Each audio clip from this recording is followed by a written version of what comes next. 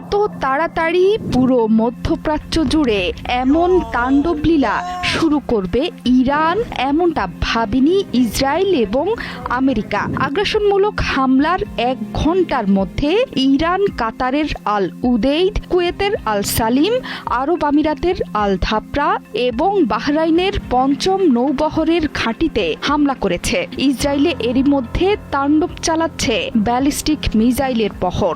এখন পর্যন্ত কয়েক ডজন মিসাইলে রীতিমতো দিশাহারা আইডিএফ। এর বাইরে পুরো মধ্যপ্রাচ্য জুড়ে সাক্ষাৎ প্রলয় নামিয়ে এনেছে তেহরান। বাহরাইনে মার্কিন নৌবাহিনীর 5ম ফ্লিট লক্ষ্য করে মিসাইল ছুড়েছে তেহরান। বার্তা সংস্থা রয়টার্স বলছে, বাহরাইনের জুফাইর এলাকা থেকে ধোঁয়া দেখা গেছে। সেখানে মার্কিন নৌবাহিনীর ঘাঁটি অবস্থিত। মার্কিন মিত্র কাতারেও আঘাত হেনেছে ইরানি মিসাইল। যদিও সবগুলো মিসাইলই প্যাট্রিয়ট প্রতিরক্ষা ব্যবস্থা দিয়ে প্রতিহত করার কথা জানিয়েছে কর্তৃপক্ষ। ইরানি হামলার ভয়ে সাধারণ মানুষকে ঘর এবং নিরাপদ স্থানে লাইক দিয়ে শেষ পর্যন্ত দেখতে থাকুন, কমেন্টে লিখুন কোথা থেকে দেখছেন। থাকার নির্দেশ দিয়েছে দেশের সরকার। পাশাপাশি সামরিক স্থাপনা থেকে দূরে থাকতে বলেছে কর্তৃপক্ষ। একই খবর এসেছে বাহরাইন থেকেও। বিস্ফোরণের শব্দ পাওয়ায় নাগরিকদের নিরাপদ আশ্রয়ে থাকার নির্দেশ দিয়েছে কর্তৃপক্ষ।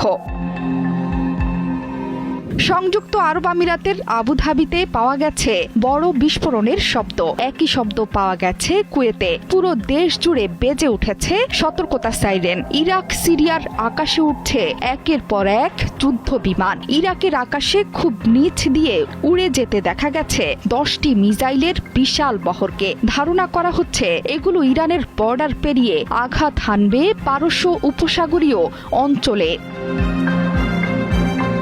এর মধ্যে কাতার আর বাহরাইনে থাকা মার্কিন নাগরিকদের সতর্ক থাকতে বলেছে যুক্তরাষ্ট্র। সেখানে অবস্থিত মার্কিন দূতাবাস থেকে নাগরিকদের উদ্দেশ্যে নিরাপত্তা সতর্কতা শেল্টার ইন প্লেস জারি করা হয়েছে। পরবর্তী নির্দেশ না দেয়া পর্যন্ত এই সতর্কতা জারি থাকবে বলে জানিয়েছে কর্তৃপক্ষ।